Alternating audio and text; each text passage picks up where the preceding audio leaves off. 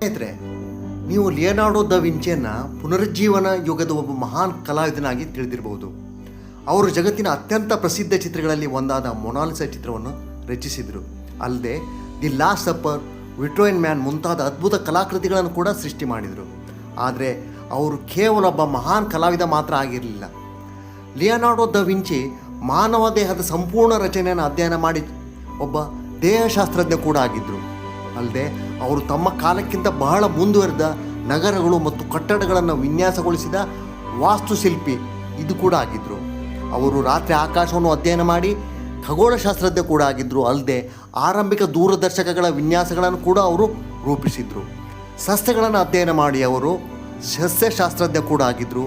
ಅಲ್ಲದೆ ಆಧುನಿಕ ನಕ್ಷೆಗಳ ಮೂಲಕ ಮೊದಲ ರೂಪಗಳನ್ನು ಸೃಷ್ಟಿಸಿದ ನಕ್ಷೆಗಾರ ಕೂಡ ಆಗಿದ್ದರು.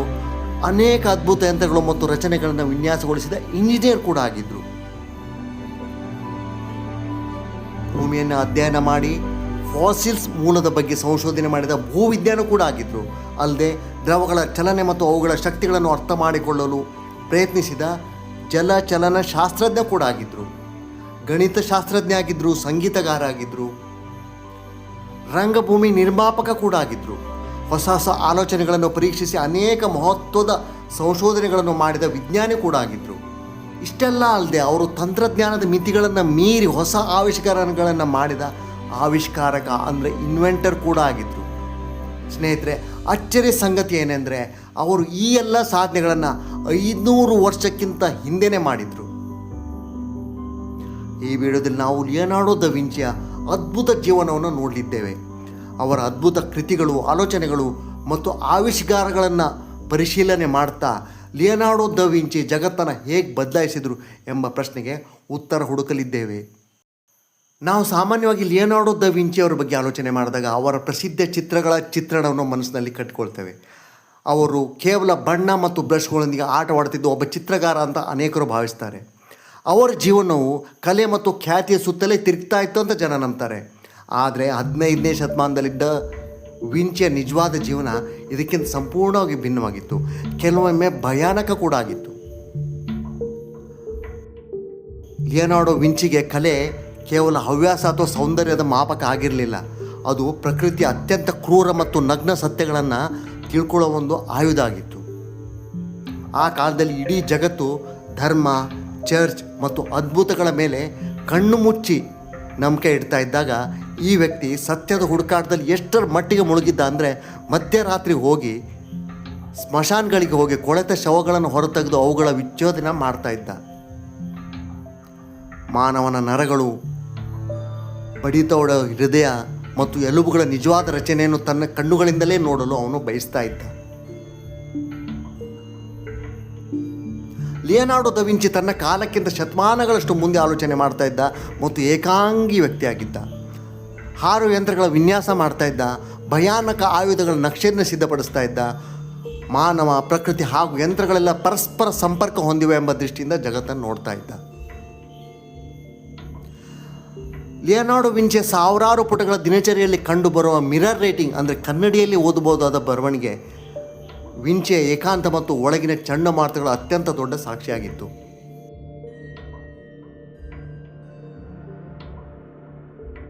ಲಿಯನಾರ್ಡೋ ವಿಂಚಿಯ ಜನನ 1452 ಏಪ್ರಿಲ್ 15ರಂದು ಇಟಲಿಯ ಟಸ್ಕನ್ನಿನ ವಿಂಚಿ ಎಂಬ ಸಣ್ಣ ಬೆಟ್ಟದ ಪ್ರದೇಶದಲ್ಲಿ ಆಗುತ್ತೆ. ವಿಂಚಿಯ ತಂದೆ ಹೆಸರು ಪಿಯರೋ. ಪಿಯರೋ ಒಬ್ಬ ಯಶಸ್ವಿ ಕಾನೂನು ಅಧಿಕಾರಿ ಮತ್ತು ಭೂಮಾಲೀಕ ಆಗಿದ್ದ. ಅವನ ತಾಯಿ, ವಿಂಚಿಯ ತಾಯಿ ಕ್ಯಾಟ್ರೀನಾ, ಅವಳೊಬ್ಬಳು ಸಾಮಾನ್ಯ ರೈತ ಮಹಿಳೆ ಆಗಿದ್ಲು. ಲಿಯನಾರ್ಡೋ ತಂದೆ ತಾಯಿಯ ಮದುವೆ ಆಗಿರಲಿಲ್ಲ. ಆ ಕಾಲದ ಇಟಾಲಿಯನ್ ಸಮಾಜದಲ್ಲಿ ವಿವಾಹ ಇಲ್ಲದೆ ಜನಿಸಿದ ಮಕ್ಕಳಿಗೆ ಅನೇಕ ಕಾನೂನು ಮತ್ತು ಸಾಮಾಜಿಕ ನಿರ್ಬಂಧಗಳು ಇದ್ದವು. ಈ ಪರಿಸ್ಥಿತಿ ಲಿಯನಾರ್ಡೋ ಅವನ ಜೀವನದ ಮೇಲೆ ಆಳವಾದ ಪರಿಣಾಮ ಬೀರ್ತು. ಒಂದು ವೇಳೆ ಲಿಯನಾರ್ಡೋ ಕಾನೂನುಬದ್ಧ ವಾರಸುದಾರ ಆಗಿದ್ದರೆ ಸಮಾಜದ ನಿಯಮಗಳ ಪ್ರಕಾರ ತಂದೆಯ ವೃತ್ತಿಯನ್ನು ಮುಂದುವರಿಸಬೇಕಾಗಿತ್ತು. ಅಲ್ಲದೆ ಲ್ಯಾಟಿನ್ ಮತ್ತು ಗ್ರೀಕ್ ಭಾಷೆಗಳ ಸಾಂಪ್ರದಾಯಿಕ ಶಿಕ್ಷಣ ದೊರಕುತ್ತಿತ್ತು ಮತ್ತು ವಿಶ್ವವಿದ್ಯಾಲಯಕ್ಕೆ ಕಳಿಸಲಾಗುತ್ತಿತ್ತು. ಆದರೆ ಈ ಅವಕಾಶಗಳು ದೊರಕದ ಕಾರಣ ಲಿಯನಾರ್ಡೋ ಯಾವುದೇ ಹಳೆಯ ಪುಸ್ತಕ ಅಥವಾ ಪಂಡಿತರ ಮಾತುಗಳನ್ನು ಅಂದವಾಗಿ ನಂಬಲಿಲ್ಲ. ಬದಲಾಗಿ ತನ್ನ ಸುತ್ತಲಿನ ಪ್ರಕೃತಿಯನ್ನೇ ಅತ್ಯಂತ ದೊಡ್ಡ ಗುರುವಾಗಿ ಸ್ವೀಕರಿಸಿದ. ಬೆಳಕಿನ ಕಿರಣಗಳು ಯಾವುದಾದ್ರೂ ವಸ್ತುವಿನ ಮೇಲೆ ಯಾವ ಕೋನದಲ್ಲಿ ಬೀಳುತ್ತೆ?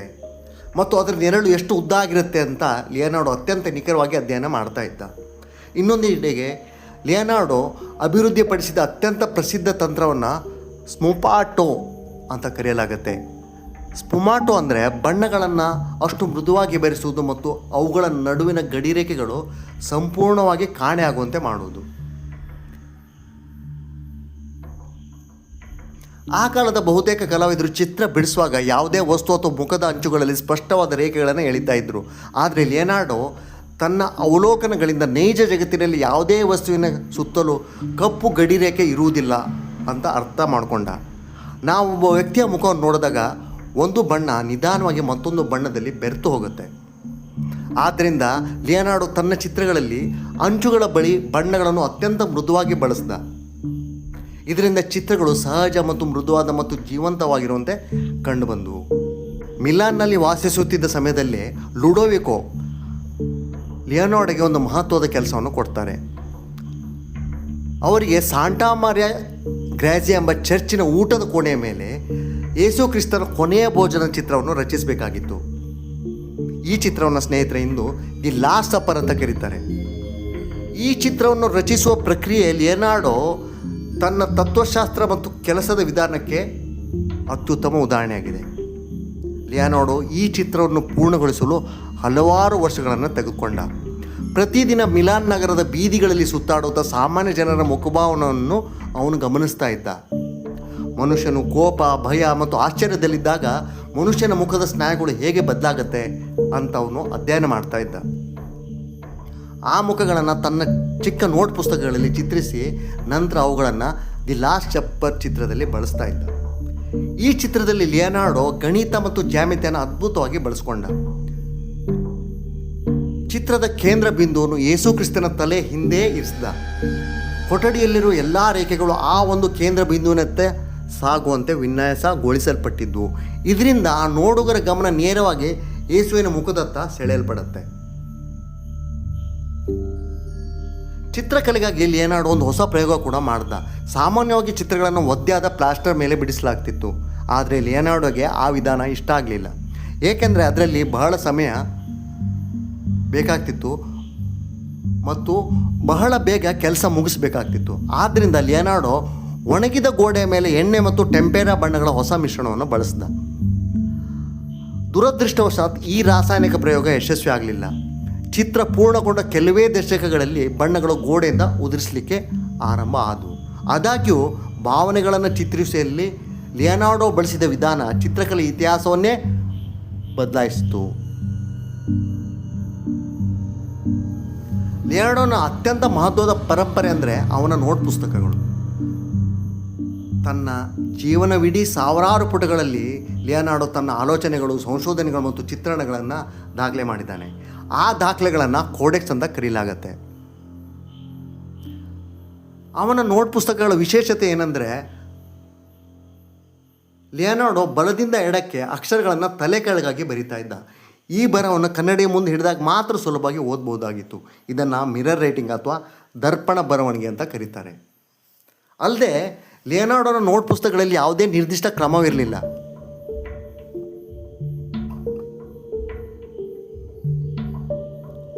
ಒಂದೇ ಪುಟದಲ್ಲಿ ಮಾನವನ ಹೃದಯದ ಚಿತ್ರ ಇದ್ದರೆ ಅದೇ ಪುಟದ ಮೂಲೆಯಲ್ಲಿ ನೀರಿನ ಯಂತ್ರದ ವಿನ್ಯಾಸ ಇರ್ತಿತ್ತು.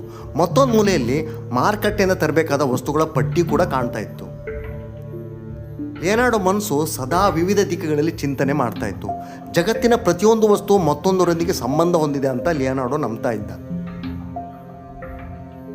ಲಿಯನಾರ್ಡೋ ಗಾಳಿ ಮತ್ತು ಹಾರಾಟದ ವಿಜ್ಞಾನವನ್ನು ಆಳವಾಗಿ ಅಧ್ಯಯನ ಮಾಡ್ದ. ಪಕ್ಷಿಗಳು ಮತ್ತು ಬಾವಲಿಗಳು ಹೇಗೆ ಹಾರುತ್ತವೆ ಅಂತ ಗಂಟೆಗಟ್ಟಲೆ ಗಮನಿಸ್ತಾ ಇದ್ದ. ರೆಕ್ಕೆಗಳ ಆಕಾರ ಹೇಗಿರುತ್ತೆ ಮತ್ತು ಗಾಳಿಯನ್ನು ಕೆಳಕ್ಕೆ ತಳ್ಳುವ ಮೂಲಕ ಅವು ತಮ್ಮನ್ನು ತಾವು ಮೇಲಕ್ಕೆ ಹೇಗೆ ಎತ್ಕೊಳ್ತವೆ ಅಂತ ಅರ್ಥ ಮಾಡ್ಕೊಳ್ಳಿಕ್ಕೆ ಪ್ರಯತ್ನ ಪಟ್ಟ. ಮಾನವ ಹಾರಾಡಲಿಕ್ಕೆ ಅನೇಕ ಯಂತ್ರಗಳ ವಿನ್ಯಾಸನ ಕೂಡ ಲಿಯನಾರ್ಡೋ ರೂಪಿಸಿದ. ಅವುಗಳಲ್ಲಿ ಒಂದು ಇಂದಿನ ಹೆಲಿಕಾಪ್ಟರ್ ಆರಂಭಿಕ ಮಾದರಿ ಅಂತ ಇತ್ತು. ದುರದೃಷ್ಟವಶಾತ್ ಲಿಯನಾರ್ಡೋ ಜೀವಿತಾವಧಿಯಲ್ಲಿ ಹೆಚ್ಚಿನ ಯಂತ್ರಗಳನ್ನು ನಿರ್ಮಿಸಲಿಕ್ಕೆ ಆಗಲಿಲ್ಲ. ಏಕೆಂದರೆ ಆ ಕಾಲದ ತಂತ್ರಜ್ಞಾನ ಇನ್ನೂ ಅಷ್ಟು ಅಭಿವೃದ್ಧಿ ಆಗಿರಲಿಲ್ಲ. ಆದರೂ ಅವನ ವಿನ್ಯಾಸಗಳು ಅವನ ಚಿಂತನೆ ತನ್ನ ಕಾಲಕ್ಕಿಂತ ಅನೇಕ ಶತಮಾನಗಳಷ್ಟು ಮುಂದಿತ್ತ ಅಂತ ಸಾಬೀತುಪಡಿಸಿದವು. ಇದೇ ಸಮಯದಲ್ಲಿದ್ದ ಮತ್ತೊಬ್ಬ ಪ್ರಸಿದ್ಧ ಶಿಲ್ಪಿ ಮೈಕೆಲ್ ಆಂಜಲೋ ಮಾನವ ದೇಹದ ಸ್ನಾಯುಗಳನ್ನು ಅತ್ಯಂತ ಬಲಿಷ್ಠ ಮತ್ತು ಕಠಿಣ ರೂಪದಲ್ಲಿ ಚಿತ್ರಿಸಲಿಕ್ಕೆ ಇಷ್ಟಪಡ್ತಿದ್ದ. ಅವನ ಗಮನ ದೇಹದ ಹೊರಗಿನ ಆಕಾರ ಮತ್ತು ಶಕ್ತಿಯ ಮೇಲೆ ಹೆಚ್ಚು ಇತ್ತು. ಆದರೆ ಲಿಯನಾರ್ಡೋ ದ ವಿಂಚಿ ಅಭಿಪ್ರಾಯ ಬೇರೆಯೇ ಆಗಿತ್ತು. ಅವನ ಪ್ರಕಾರ ಚಿತ್ರದಲ್ಲಿರುವ ಮಾನವ ದೇಹವು ಸಹಜವಾಗಿಯೂ ಚಲನೆಯಲ್ಲಿ ಇರುವಂತೆಯೂ ಕಾಣಬೇಕು. ಒಬ್ಬ ವ್ಯಕ್ತಿ ಯಾವ ಭಾವನೆಯಲ್ಲಿ ಇದ್ದಾನೋ ಆ ಭಾವನೆ ಅವನ ದೇಹದ ಚಲನೆಗಳಲ್ಲಿಯೂ ಕಾಣಿಸ್ಬೇಕಂತ ಲಿಯನಾರ್ಡೋ ನಂಬ್ತಿದ್ದ.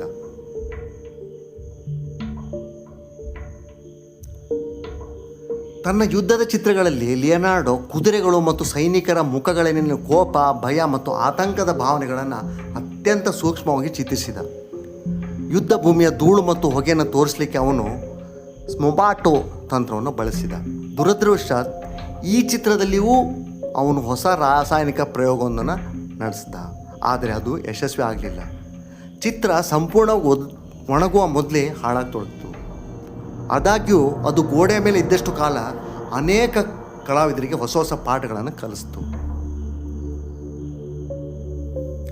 ಲಿಯನಾರ್ಡೋ ಮೈಕೆಲ್ ಆಂಜಲೋನ ಚಿತ್ರ ಟೀಕೆ ಮಾಡಿದ್ದ ಕೂಡ. ಅವನ ಪ್ರಕಾರ ಮೈಕೆಲ್ ಆಂಜಲೋ ಬಿಡಿಸಿದ ದೇಹಗಳು ಚರ್ಮದ ಕೆಳಗೆ ಅಕ್ರೋಟಿನ ಚೀಲಗಳನ್ನು ತುಂಬಿರುವಂತೆ ಕಾಣುತ್ತೆ. ಈ ಟೀಕೆ ಲಿಯನಾರ್ಡೋ ದೇಹ ರಚನೆಯನ್ನು ಎಷ್ಟು ನೈಜ ಮತ್ತು ಸಹಜವಾಗಿ ನೋಡಲು ಬಯಸ್ತಿದ್ದ ಅಂತ ತೋರಿಸುತ್ತೆ. 1503 ಸುಮಾರಿಗೆ ಲಿಯನಾರ್ಡೋ ಒಂದು ಚಿತ್ರವನ್ನು ಬಿಡಿಸಲಿಕ್ಕೆ ಪ್ರಾರಂಭ ಮಾಡ್ದ. ಅದು ಮುಂದೆ ಜಗತ್ತಿನ ಅತ್ಯಂತ ಪ್ರಸಿದ್ಧ ಚಿತ್ರ ಆಗಲಿತ್ತು. ಅದು ಒಬ್ಬ ಸಾಮಾನ್ಯ ರೇಷ್ಮೆ ವ್ಯಾಪಾರಿಯ ಪತ್ನಿಯಾದ ಲಿಸಾ ಗೆರಾರ್ದಿನಿ ಅವರ ಭಾವಚಿತ್ರವಾಗಿತ್ತು.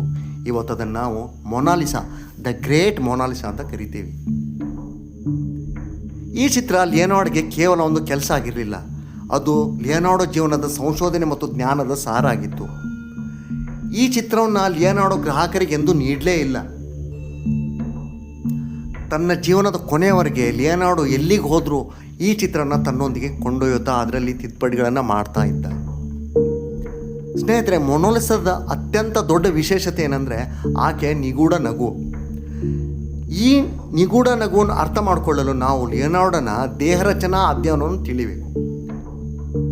ಲಿಯನಾರ್ಡೋ ರಾತ್ರಿ ವೇಳೆಗೆ ಶವಾಗಾರಗಳಿಗೆ ಹೋಗಿ ಮೃತದೇಹಗಳ ಮುಖದ ಸ್ನಾಯುಗಳನ್ನು ಅಧ್ಯಯನ ಮಾಡ್ತಾ ಇದ್ದ.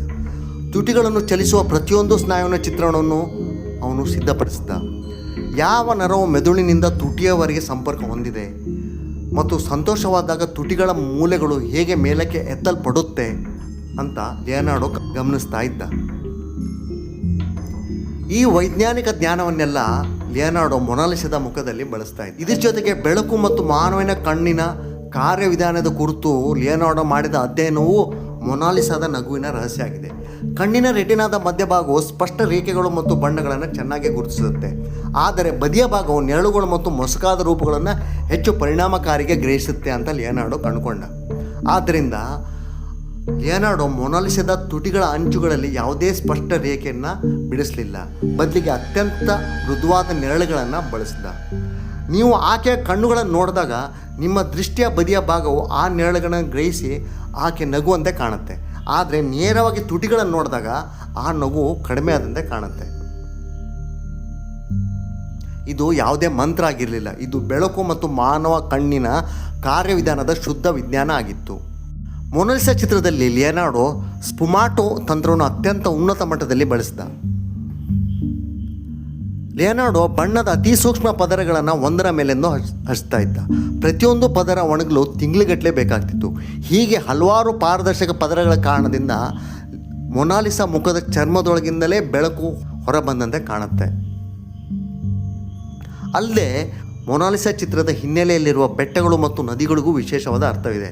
ಲಿಯನಾರ್ಡೋ ಅವರ ಪ್ರಕಾರ ಮಾನವ ದೇಹ ಮತ್ತು ಭೂಮಿಯು ಒಂದೇ ರೀತಿಯ ನಿಯಮಗಳಿಂದ ಕಾರ್ಯನಿರ್ವಹಣೆ ಮಾಡುತ್ತೆ.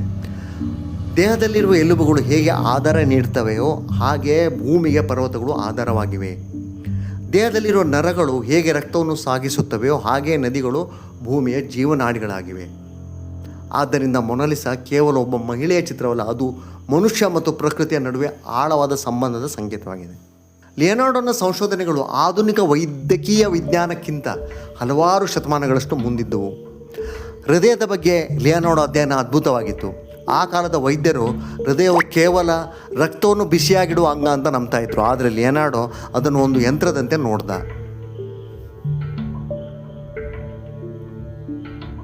ಲಿಯನಾರ್ಡೋ ಹಂದಿ ಮತ್ತು ಹಸುವಿನ ಹೃದಯಗಳನ್ನು ಅಧ್ಯಯನ ಮಾಡಿ ಕವಾಟಗಳು ಹೇಗೆ ಕಾರ್ಯನಿರ್ವಹಿಸುತ್ತವೆ ಎಂಬುದನ್ನು ತಿಳಿಯಲಿಕ್ಕೆ ಪ್ರಯತ್ನ ಪಟ್ಟ. ಇದಕ್ಕಾಗಿ ಹೃದಯದ ರಕ್ತನಾಳದ ಮಾದರಿಯ ಗಾಜಿನ ಕೊಳವೆಗಳನ್ನು ತಯಾರಿಸಿ ಅವುಗಳಲ್ಲಿ ನೀರು ಮತ್ತು ಹುಲ್ಲಿನ ಬೀಜಗಳನ್ನು ಹರಿಸಿದ.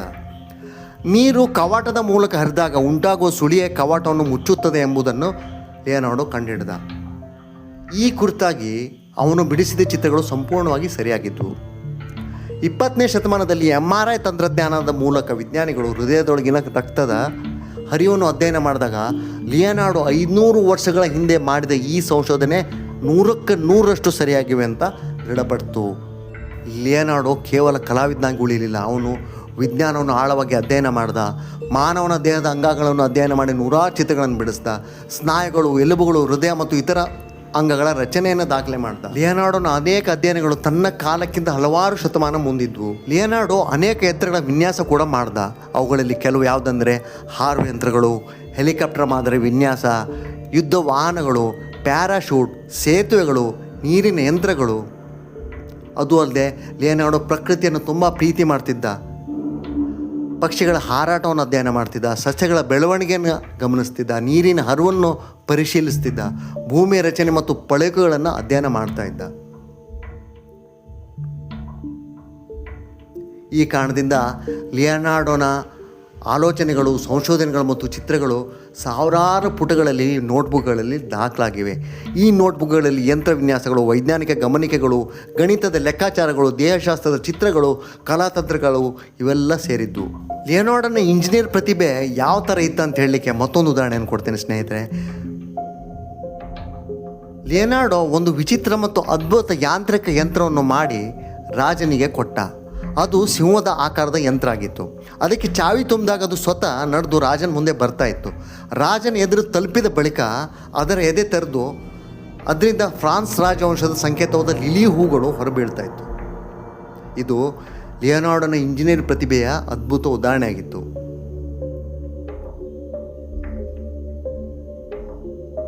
ಇಂಥ ಲಿಯನಾರ್ಡೋ ದ ವಿಂಚಿ 2015 ಮೇ 2 67ನೇ ವಯಸ್ಸಿನಲ್ಲಿ ಫ್ರಾನ್ಸ್ನ ಕ್ಲೋಸ್ ಲೂಸೆ ಇದರಲ್ಲಿ ನಿಧನ ಆಗ್ತಾನೆ. ಅವನ ಮರಣದ ನಂತರ ಅವನ ಸಾವಿರಾರು ನೋಟ್ ಪುಸ್ತಕಗಳು ಅವನ ಶಿಷ್ಯ ಫ್ರಾನ್ಸೆಸ್ಕೋ ಮೆಲ್ಜಿ ಅವನ ಕೈಗೆ ಸೇರಿವೆ. ಮೆಲ್ಜಿ ಲಿಯನಾರ್ಡೋನ ದೇಹ ರಚನೆ, ವಿಜ್ಞಾನ ಮತ್ತು ಕಲೆಯ ಜ್ಞಾನವನ್ನು ಪುಸ್ತಕಗಳ ರೂಪದಲ್ಲಿ ಪ್ರಕಟಿಸಲಿಕ್ಕೆ ಪ್ರಯತ್ನ ಪಟ್ಟ. ಆದರೆ ಅವನ ಟಿಪ್ಪಣಿಗಳು ಅತ್ಯಂತ ಚದುರಿ ಹೋಗಿದ್ದು. ಅವುಗಳನ್ನು ಕ್ರಮಬದ್ಧಗೊಳಿಸುವುದು ಬಹಳ ಕಷ್ಟಕರವಾಗಿತ್ತು. ಕಾಲಕ್ರಮೇಣ ಆ ನೋಟ್ ಪುಸ್ತಕಗಳು ಯುರೋಪಿನ ವಿವಿಧ ಭಾಗಗಳಿಗೆ ಚದುರಿ ಹೋದವು ಮತ್ತು ಅನೇಕ ಪುಟಗಳು ಶಾಶ್ವತವಾಗಿ ಕಳೆದು ಹೋದವು. ಇದರಿಂದಾಗಿ ಹಲವಾರು ಶತಮಾನಗಳ ಕಾಲ ಜಗತ್ತು ಲಿಯನಾರ್ಡೋನನ್ನು ಕೇವಲ ಒಬ್ಬ ಮಹಾನ್ ಚಿತ್ರಕಾರನಾಗಿ ಮಾತ್ರ ತಿಳಿದಿತ್ತು. 19ನೇ ಮತ್ತು 20ನೇ ಶತಮಾನದ ಸಂಶೋಧಕರು ಲಿಯನಾರ್ಡೋನ ಉಳಿದ ನೋಟ್ ಪುಸ್ತಕಗಳನ್ನು ಸಂಗ್ರಹಿಸಿ ಅಧ್ಯಯನ ಮಾಡಿದಾಗ ಮಾತ್ರ ಜಗತ್ತಿಗೆ ನಿಜವಾದ ಸತ್ಯ ತಿಳಿಯಿತು. ಲಿಯನಾರ್ಡೋ ಕೇವಲ ಒಬ್ಬ ಚಿತ್ರಕಾರನಲ್ಲ, ಅವನು ಇತಿಹಾಸದ ಅತ್ಯಂತ ಶ್ರೇಷ್ಠ ವಿಜ್ಞಾನಿ ಮತ್ತು ಇಂಜಿನಿಯರ್ ಮತ್ತು ಚಿಂತಕರಲ್ಲಿ ಒಬ್ಬನಾಗಿದ್ದ ಅಂತ ಜಗತ್ತಿಗೆ ತಿಳಿಯಿತು.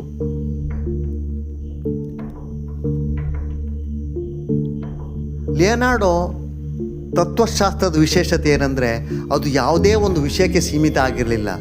ಲಿಯನಾರ್ಡೋ ಜಗತ್ತನ್ನು ಪ್ರತ್ಯೇಕ ವಿಭಾಗಗಳಲ್ಲಿ ನೋಡಲೇ ಇಲ್ಲ. ಇಂದು ನಾವು ವಿಜ್ಞಾನ, ಕಲೆ, ಗಣಿತ ಮತ್ತು ಇಂಜಿನಿಯರಿಂಗನ್ನು ಬೇರೆ ಬೇರೆ ವಿಷಯಗಳನ್ನು ಪರಿಗಣಿಸ್ತೇವೆ. ಆದರೆ ಲಿಯನಾರ್ಡೋ ಅವನಿಗೆ ಇದೆಲ್ಲ ಒಂದೇ ಒಂದು ಮಹತ್ತರ ಸತ್ಯದ ವಿಭಿನ್ನ ರೂಪ ಆಗಿತ್ತು. ಮಾನವ ದೇಹವಾಗಲಿ, ಹರಿಯುವ ನೀರಾಗಲಿ, ಹಾರುವ ಪಕ್ಷಿಯಾಗಲಿ ಅಥವಾ ಬೆಳಕಿನ ಕಿರಣ ಆಗಲಿ, ಪ್ರಕೃತಿಯ ಪ್ರತಿಯೊಂದು ಅಂಶ ಒಂದು ಮೂಲಭೂತ ನಿಯಮಗಳ ಅಡಿಯಲ್ಲಿ ಕಾರ್ಯನಿರ್ವಹಿಸುತ್ತೆ ಅಂತ ಲಿಯನಾರ್ಡೋ ನಂಬ್ತಾ ಇದ್ದ. ಲಿಯನಾರ್ಡೋ ನಮಗೆ ಕಲಿಸಿದ ಅತ್ಯಂತ ದೊಡ್ಡ ಪಾಠ ಅಂದರೆ ಜ್ಞಾನವನ್ನು ಪಡೆಯುವ ಅತ್ಯುತ್ತಮ ಮಾರ್ಗ ಅಂದರೆ ನಿರಂತರವಾಗಿ ಪ್ರಶ್ನೆಗಳನ್ನು ಕೇಳೋದು ಮತ್ತು ಜಗತ್ತನ್ನು ಸ್ವಂತ ಕಣ್ಣುಗಳಿಂದ ಆಳವಾಗಿ ಗಮನಿಸೋದು. ಸ್ನೇಹಿತರೆ, ಮೊನಾಲಿಸಾದ ಶಾಂತ ಮತ್ತು ನಿಗೂಢ ನಗುವನ್ನು ನೀವು ಮುಂದೆಂದಾದರೂ ನೋಡಿದಾಗ ಅದನ್ನು ಕೇವಲ ಬಣ್ಣ ಅಥವಾ ಕುಂಚಗಳ ಕಲಾತ್ಮಕ ಆಟ ಅಂತ ತಿಳ್ಕೊಳ್ಬೇಡಿ. ಆ ಚಿತ್ರವನ್ನು ರಚಿಸಿದ ಕೈಗಳೇ ಸತ್ಯದ ಹುಡುಕಾಟದಲ್ಲಿ ಮಧ್ಯರಾತ್ರಿಗಳಲ್ಲಿ ಶವವನ್ನು ಅಧ್ಯಯನ ಮಾಡ್ತಾ ಇದ್ದು, ಆ ಕೈಗಳೇ ಪ್ರಕೃತಿಯ ಅತ್ಯಂತ ಸಂಕೀರ್ಣ ರಹಸ್ಯವನ್ನು ಅರ್ಥ ಮಾಡ್ಕೊಳ್ಳಿಕ್ಕೆ ನಿರಂತರ ಪ್ರಯತ್ನಿಸ್ತಾ ಇದ್ವು ಅಂತ ನೀವು ತಿಳ್ಕೊಳ್ಬೇಕು. ಲಿಯನಾರ್ಡೋ ವಿಂಚಿ ನಮಗೆ ಕಲಿಸಿದ ಮಹತ್ವದ ಪಾಠ ಅಂದರೆ ನಾವು ಕಲೆ ಅಥವಾ ಸೌಂದರ್ಯವನ್ನು ಮೆಚ್ಚಿಕೊಳ್ಳುವ ಪ್ರತಿಯೊಂದರ ಹಿಂದೆ ಆಳವಾದ ಪ್ರಶ್ನೆಗಳು, ಅನ್ವೇಷಣೆ ಮತ್ತು ಸತ್ಯದ ಹುಡುಕಾಟ ಅಡಗಿರ್ಬೋದು. ಇದೇ ಕಾರಣಕ್ಕೆ ಶತಮಾನಗಳ ನಂತರವೂ ಲಿಯನಾರ್ಡೋ ದ ವಿಂಚಿ ಅವನ ಹೆಸರು ಮಾನವ ಇತಿಹಾಸದ ಅತ್ಯಂತ ಪ್ರಭಾವಶಾಲಿ ಮೇಧಾವಿಗಳಲ್ಲಿ ಒಂದಾಗಿ ಉಳಿದಿದೆ. ನಮಸ್ಕಾರ ಸ್ನೇಹಿತರೆ.